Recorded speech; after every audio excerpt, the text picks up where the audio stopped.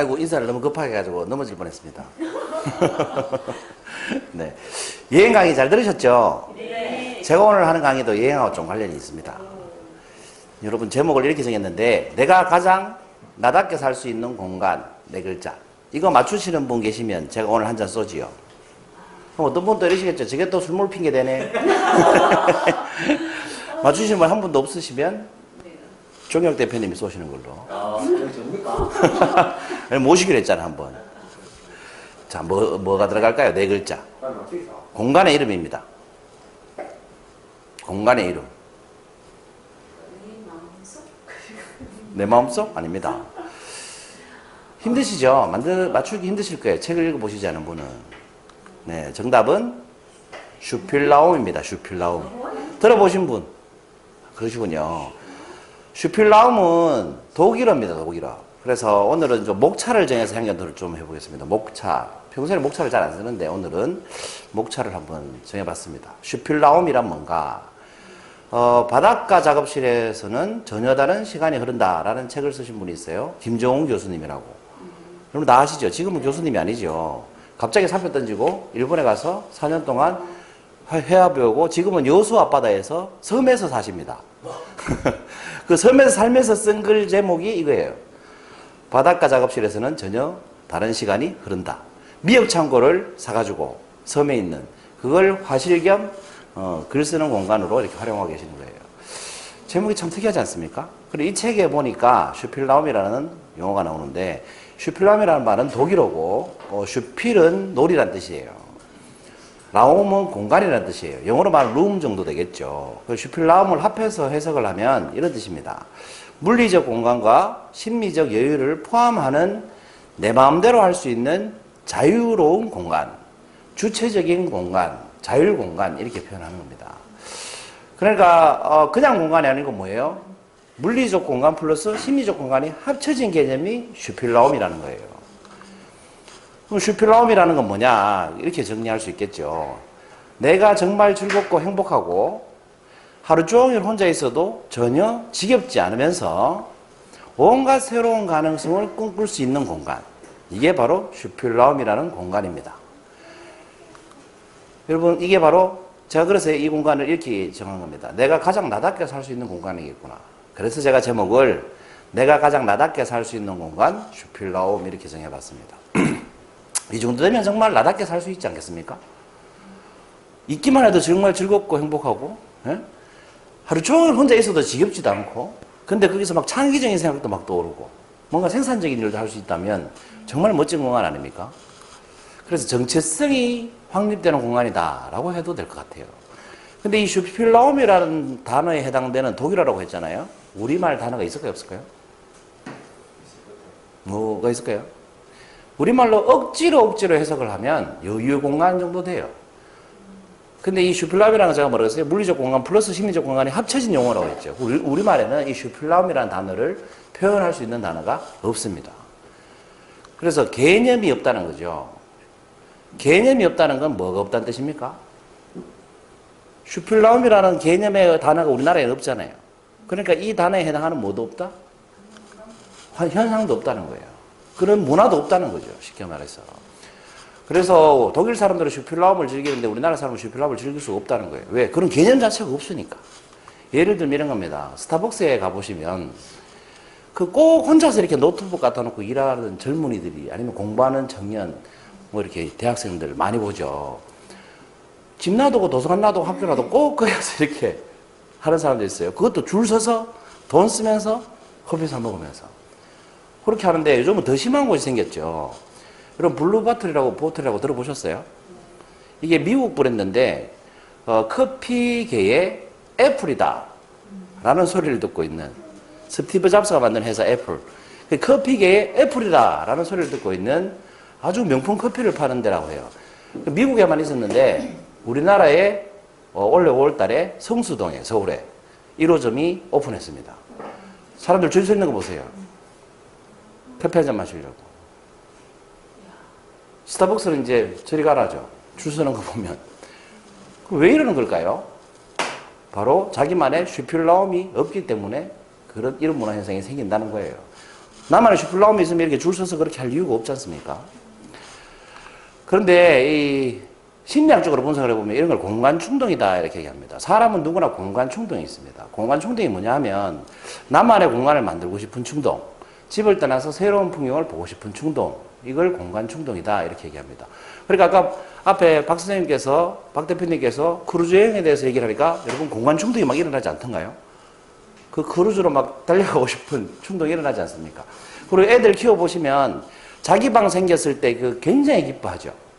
여러분도 자라실 때 내 방이 처음 생겼을 때를 한번 떠올려 보시면 정말 기쁘지 않습니까? 그게 공간 충동이 충족되는 순간입니다.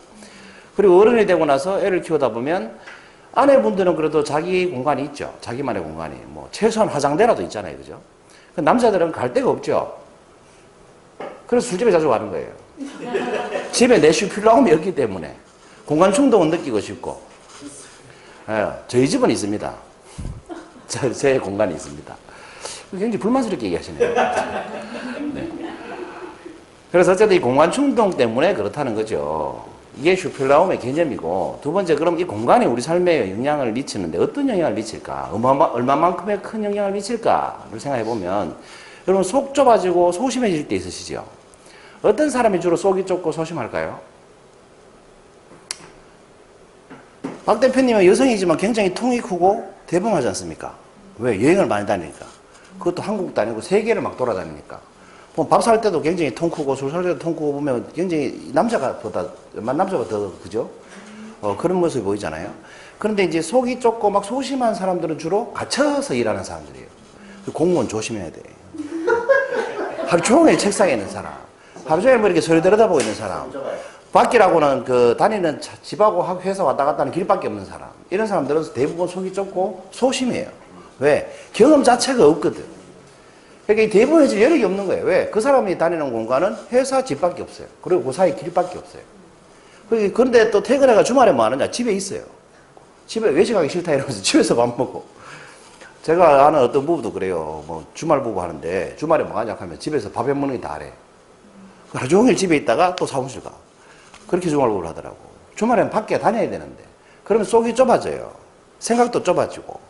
그러면 별거 아닌 걸로 다투게 돼요. 다투고 나서 생각해보면 아무것도 아닌 일이 진짜 많아요. 그래서 여러분 속이 좁고 소심해질 때는 어떻게 해야 됩니까? 높은 곳으로 가십시오.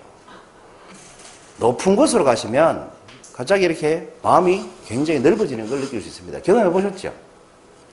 그리고 마음이 좀 답답할 때는 어디로 가시면 좋습니까? 넓은 곳으로 가면 됩니다. 크루즈 타고 바다를 가십시오. 그러면 이 답답했던 마음이 시원해집니다. 갑자기 잡념이 싹 사라지는 거죠.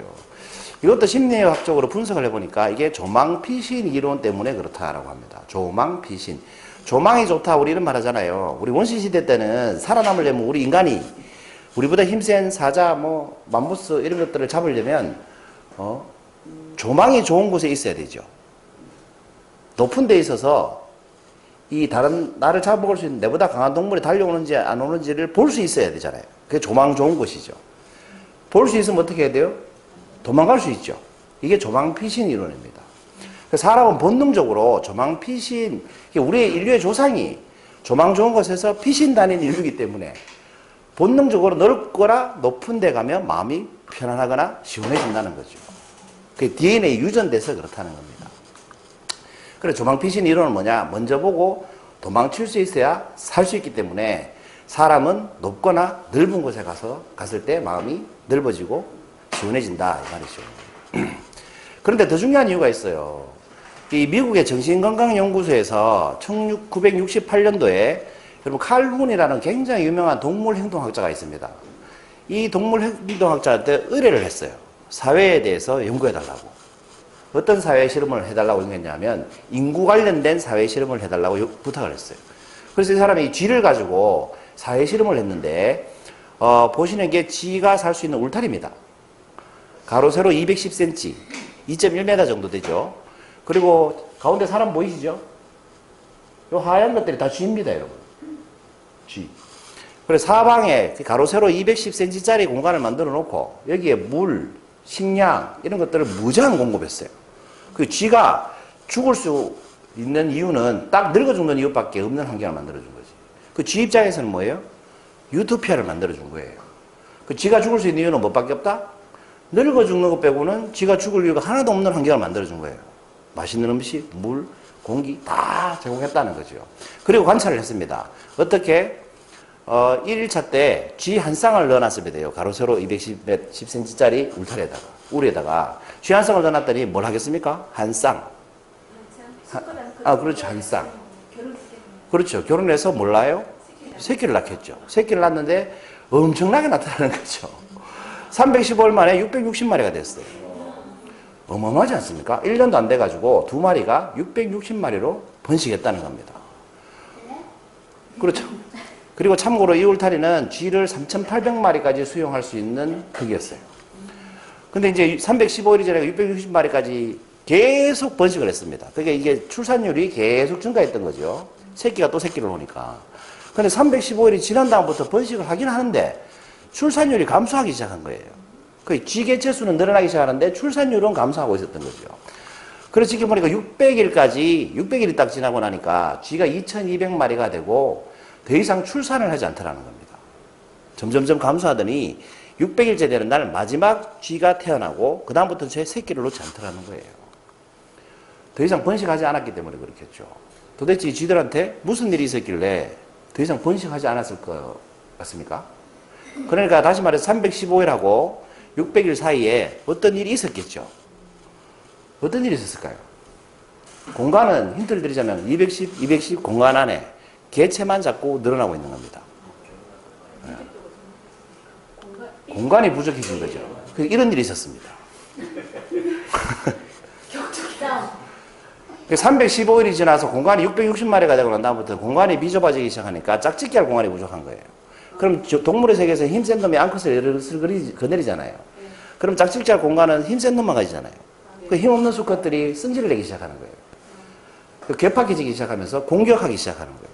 그리고 서로 막 공격을 하다 보니까 얘네들이 방어도 하고 공격도 하고 이래야 되는데 나중에는 공격을 어떤 식으로 하냐면 방어는 하나라도 하고 서로 물어뜯기만 하는 거예요. 그러니까 폭력적인 행동만 계속 하는 거지. 피하지도 않고 계속 서로 물어뜯기만 하는 거예요. 그렇게 새끼가 계속 태어나니까 어떻게 하느냐. 새끼까지 물어 죽이는 거예요. 그리고 쥐 새끼를 키우지 않고 내쫓아버려, 자기 공간에서. 그리고 아까 뭐라고 그랬습니까, 제가? 600일째 됐을 때, 2200마리가 됐을 때, 더 이상 새끼를 낳지 않는다고 했죠. 싸우다 지치니까 애들이 이제 싸우지도 않는 거예요. 대신에 번식도 안 하는 거예요. 왜? 내 번식하려니까 이것들이 자꾸 덤비고 공격하니까 힘든 거야. 그러니까 나중에는 번식할 생각도 안 하고, 새끼 키울 생각도 안 하고, 자기 털 따듬고 먹기만 하더라는 거지. 그래서 전혀 번식 활동을 하지 않더라라는 겁니다. 개체 수가 2200마리가 돼버리니까. 같은 공간에 2200마리가 돼버리니까 더 이상 번식을 포기해버리더라는 거죠. 정리하면 싸우지도 않고 새끼 낳지도 않고 뭐만 한다? 관심도 없어. 전부 뭐만 한다? 자기 털 닦고 먹기만 하더라는 거예요. 그럼 이 쥐들은 어떻게 되겠습니까? 멸종하겠죠. 더 이상 번식을 하지 않으니까. 그래서 공간이 부족해지면 이런 현상이 나타나더라 이 말입니다. 그 지구도 인구가 계속 증가하기만 하면 이런 현상이 나타날 수 있다는 거죠. 이런 걸 행동 싱크다 이렇게 얘기합니다. 우리 싱크대 이런 말 하죠. 싱크대가 뭐 하는데요? 오물 같은 거 막 모아가지고 버리는 데잖아요. 그 행동 싱크. 그 쓰레기 같은 행동만 계속 하는 현상, 이런 걸 행동 싱크다 이렇게 얘기합니다. 그래서 공간이 부족해지니까 이런 현상이 벌어지더라라는 거죠.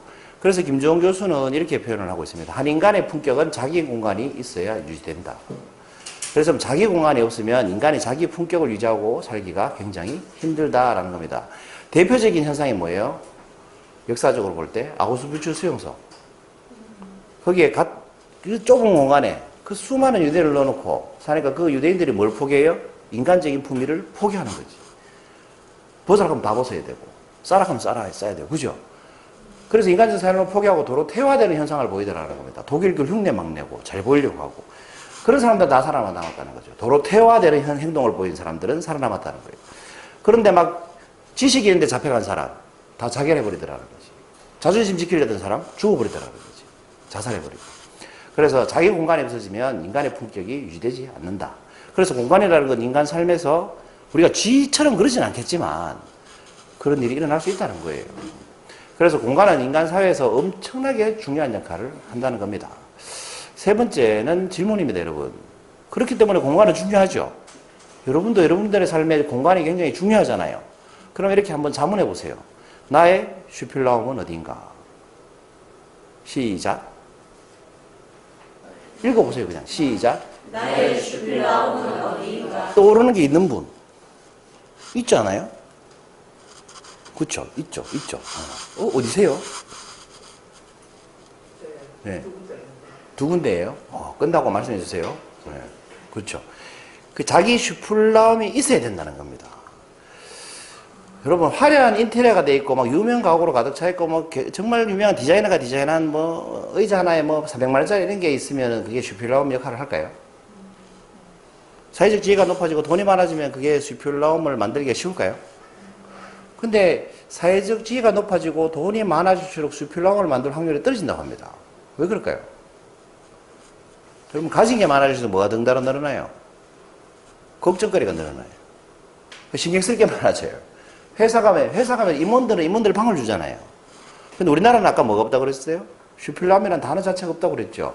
그래서 임원들한테 방 주면 그걸 슈필라움의 공간으로 꾸미질 않고 골프 대회 나가지고 상 받은 거 갖다 놓고 뭐 어디 사회 모임에서 뭐 공로패 받은 거 갖다 놓고 이런 식으로 꾸민다는 거예요. 그러니까 이게 슈필라움이 될 수가 없다는 거지. 그래서 여러분, 돈 많고 이렇게 사회적 지위가 높아진다고 슈필라움이 생기는 것도 아니고 그 유명한 가구 갖다 놓고 예쁘게 꾸민다고 슈필라움이 되는 것도 아니더라라는 겁니다. 왜 그러냐 하면 그게 내 취향과 관심이 구현된 것이 아니기 때문에 그래요. 내 취향과 관심대로 꾸민 것이 아니기 때문에 그렇다는 거예요. 그래서 그냥 주어진 것은 슈필라움이 될 수가 없다는 거죠. 그럼 여러분의 슈필라움은 어디입니까? 제 슈필라움은 어딘 것 같아요, 여러분 보시기에? 저의 슈필라움. 여기 같습니까? 저기 같습니까? 예, 저기 맞습니다. 생각해보니까 저의 슈필라움은 여기입니다. 굉장히 복잡해 보이죠? 여러분, 이 공간이 제일 처음에는 여기 골프 그 망 하나밖에 없었고 바닥은 콘크리트였어요. 박사님 보셨죠? 잔디를 같이 깔았잖아, 그죠? 건물 하나밖에 없었어요. 콘크리트 바닥에. 너무 더운 거예요. 근데 육지에 가니까 잔디를 누가 버려놓고 갔더라고. 인조잔디를. 그래서 인조잔디를 갖다 깔았어요. 깔고 나니까 또 덥더라고. 그래가 지붕에 그늘막을 쳤어요. 겨울 되니까 춥더라고. 여기 난로를 갖다 놨어요. 여름 되니까 덥더라고. 여기 선풍기 있죠. 대형 선풍기를 갖다 놨어요. 우리 처남이 버리고 왔어요. 펀치볼. 그리고 골프 채 닦는 거 망 하나 더 설치하고 제 손이 안 간 곳이 한 개도 없습니다. 이 모든 시설을 제 손에 안 간 것이 하나도 없어요. 너무 볼 때마다 흐뭇하고 정이 가요. 그리고 이틀 전에 반대편에 거울도 이게 창문인데 이 거울 달아놨어요.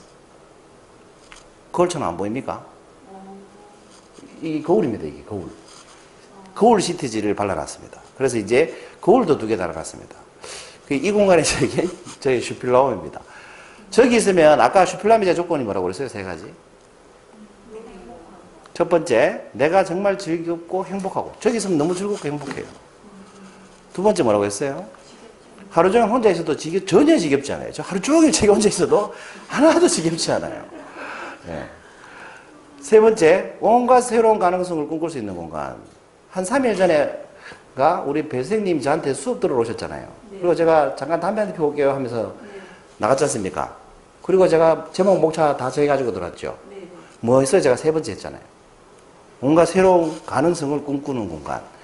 저기 나가서 잠시 이렇게 생각을 하다 보면 제 강의 목차 제목 이런 게 막 떠올라요. 그리고 제가 글을 쓰면 그 글의 내용이 다 풀려요. 교환을 기획하면 교환 기획이 자동으로 다 돼요. 저기 나가서 잠시 있으면 신기할 정도로 경험해 보셨잖아요, 그죠? 네. 그래서 저 공간은 저에게 슈필라움입니다. 슈필라움은 어떤 공간이라고 했어요? 슈필라움은 어떤 공간이다. 그래서 제가 오늘 타이틀이 내가 가장 나답게 살 수 있는 공간입니다.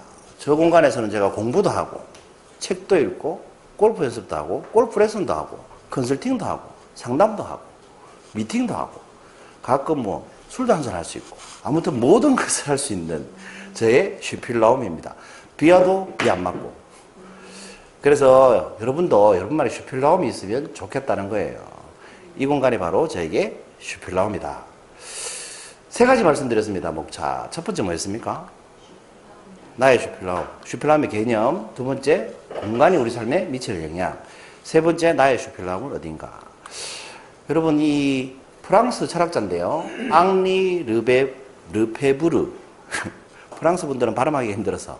아무튼 이분이 이런 말씀하셨어요. 인생을 바꾸려면 공간을 바꿔야 된다. 여러분 동의하십니까? 기분이 꿀꿀하실 때 있죠. 내 방 구조를 한번 바꿔보세요. 책상 위치를 바꾼다든가, TV 위치를 바꾼다든가, 침대 방향을 돌린다든가. 그러면 집에 들어갈 때마다 이게 우리 집 맞아 이런 생각이 들면서 굉장히 기분이 좋아져요. 저는 기분이 꿀꿀하면 주기적으로 그렇게 하는데 슈필라움이 생긴 이후로는 슈필라움 업그레이드 하는 데만 열중하고 있습니다. 어쨌든 인생을 바꾸려면 공간을 바꿔야 됩니다. 근데 여러분 인생을 바꾸는 공간을 경험해 보신 적 있습니까? 내 인생을 바꿀 만큼의 공간을 경험해 보신 적 있습니까? 저는 경험해 봤습니다. 이게 밑에 써놨는데 1992년도에 여러분 백두대간이라고 아시죠? 들어보셨죠?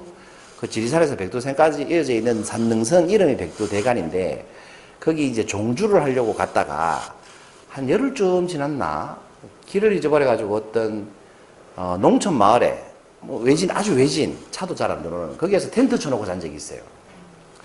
장마철에 그 텐트 쳐놓고 탁 들어오는데 그날 저녁에 비가 안 왔어요. 하늘을 봤는데 이게 뭡니까 여러분?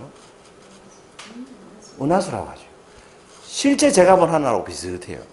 근데 사진을 못 찍어가지고 이게 누워있는데 말이죠. 저쪽 하늘 끝에서 이쪽 하늘 끝까지 별다리가 쫙 휘어져 있는 거예요. 저 지금도 기억이 생생해요. 태어나서는 그렇게 별이 많은 거 처음 봤어요. 그게 은하수라고 하대요. 그 은하수를 보는데 너무 멋있다 이런 생각이 들었습니다. 제가 좀 전에 뭐라 그랬습니까? 인생을 바꾸려면 공간을 바꿔야 된다. 제가 맨날 이 도시에 살다가 공간이 그 시골, 은하수가 보이는 시골로 공간이 바뀌었잖아요. 그리고 은하수를 보는데 문득 이런 생각이 들었습니다. 저 별은 얼마나 멀리 떨어져 있을까? 문득 이런 생각이 들었어요. 여러분, 별과의 거리를 우리가 뭐라고 표현해요? 단위가? 광년. 1광년이 뭐예요? 1광년의 거리가 얼마만큼이에요? 광속이 얼마만큼이에요? 아주 쉽게 하면 1초에 지구를 7바퀴 반 도는 게 빛의 속도예요. 3.8 곱하기 10의 23승. 그 빛의 속도로 1년 가는 게 1광년이에요. 1년 가는 거리가. 상상이 되세요? 그럼 10만 광년이란 말은 그 빛의 속도로 10만 년 가야 그 별에 도착한다는 뜻이에요. 그 빛의 속도로. 그리고 우리가 지금 보고 있는 별은 10만 년 전에 터진 별일 수도 있어요. 왜냐면 빛이 오는데 그만큼 시간이 걸리니까. 우리가 보는 별빛은 그 10만 년 거리면 10만 년 전의 별빛이라는 거예요. 100만 년이면 100만 년 전의 별빛이에요. 그 지금은 없는 별일 수도 있어요. 무슨 말인지 아시겠죠? 그러니까 이 우주가 얼마나 넓어요. 근데 이 우주 속에 그 문득 그런 생각이 들었다는 거지. 이 큰 우주 속에 나라는 사람이 지금 듣도 보도 못한 시골에 한 구석에 들어누워 있네. 내가 여기서 죽으면 내 시체가 언제쯤 발견될까? 이런 생각이 들었어요. 언제 발견될까요? 사람 다니는 길도 아닌데, 등산로도 아닌데, 오랜방 모르는데, 내 얘기 온지도. 그런 생각이 드는 거예요. 아, 정말 나라는 사람이 보잘것없구나. 너무 내가 하찮게 느껴지는 거예요. 우주인들이 우주에 가서 우주여행을 하고 나서 지구를 처음 보잖아요. 그러면 모든 우주인들이 지구로 돌아오면 세상을 보는 사고방식이 완전히 바뀐대요. 왜? 새로운 시선을 경험했기 때문에. 평소에는 절대 경험하지 못하는 엄청나게 큰 경험을 했기 때문에 시선이 넓어진 거지. 그래서 그런 생각을 탁 하고 나서 보니까 내가 너무 보잘것없는 거예요. 그러면서 드는 생각이 이 보잘것없는 내가 왜 그 친구들하고 그렇게 싸우면서 내 잘났다고 하고 살았을까? 왜 내가 그 누구하고 그때 그렇게 못되게 얘기했을까? 뭐 이런 후회가 막 밀려오는 거예요. 하산하면 정말 잘해야 되겠다. 이런 생각을 진짜 가슴에 우러나서 막 했습니다. 근데 반대로 그렇게 생각하니까 내가 너무 하찮잖아요. 그럼 나는 안 소중한 사람인가? 이런 생각이 또 들더라고요. 그래서 다시 이제 합리화를 한번 해봤어요. 저 우주가 넓다는 걸 지금 누가 얘기하고 있지? 누가 얘기하고 있어요? 내가 얘기하고 있잖아요. 아, 내가 있으니까 저 우주를 증명하는구나. 만약에 나라는 사람이 없으면 저 우주가 아무 의미가 없잖아요. 그렇지 않습니까? 저 우주가 소중할 수 있는 이유는 내가 있기 때문이라는 거예요. 나라는 사람이 없으면 아무도 우주를 인정해 주지 않을 테니까. 여러분이 소중한 이유는 누군가 여러분을 알아주기 때문 아닙니까? 여러분을 누가 지나가도 모른 체 하고 못 보는 것처럼 하면 내가 소중하지 않죠. 그래서 내가 소중한 이유는 내가 나로 인해서 누군가가 증명되기 때문에, 누군가를 인정해 줄 수 있기 때문에, 어떤 물체가 있다고 존재를 내가 알아봐 주기 때문에 그렇다는 거예요. 그래서 불교에서 천상천하 유아독존이다 했구나. 그때 이해가 되더라고. 부처가 태어나서 왜 사방으로 7박자가 그러면서 천상천하 유아독존, 하늘과 땅 사이에 오직 나밖에 없다. 그 말 뜻이 나로 인해서 우주가 증명이 되니까 그렇게 말씀하셨구나 라는 뜻이 이해가 되더라고. 그러니까 여러분, 은하수를 보면서 제가 이 은하수라는 공간을 보면서 인생에 큰 변화를 겪었죠. 그리고 하산하고 나서 원래 위치로 돌아오긴 합니다만, 그래도 그때의 기억을 아직도 갖고 살잖아요. 아직도 누구 때문에 스트레스 받으면 그때의 기억을 떠올리면서 내가 뭐라고 하면서 살게 된다는 거죠. 인생의 큰 변화를 일으키는 공간을 경험했던 겁니다. 여러분 공간이란 뭘로 정의할 수 있겠습니까? 공간이란. 저는 이렇게 한번 정의해봤어요. 그래서 공간이란 내가 어떤 사람인지 보여주는 살아 숨쉬는 역사다. 여러분 지금 이 공간에 계시잖아요. 살아 숨쉬고 계시잖아요. 뭔가 하고 계시잖아요. 이 공간에서. 근데 이게 내일이 되면 여러분의 역사가 되죠. 그래서 공간이라는 것은 내가 어떤 사람인지 보여주는, 여러분 공부하는 곳에 있으니까 어떤 사람인지 딱 나오잖아. 그죠? 어떤 사람인지를 보여주는 살아 숨쉬는 역사다. 그게 저는 공간이다 라고 생각합니다. 그리고 이왕이면 그 공간 안에서 여러분만의 슈필라움이 있으면 삶이 얼마나 더 행복할까 라는 생각을 해봤습니다. 여러분만의 슈필라움을 꼭 만드시기 바랍니다. 감사합니다.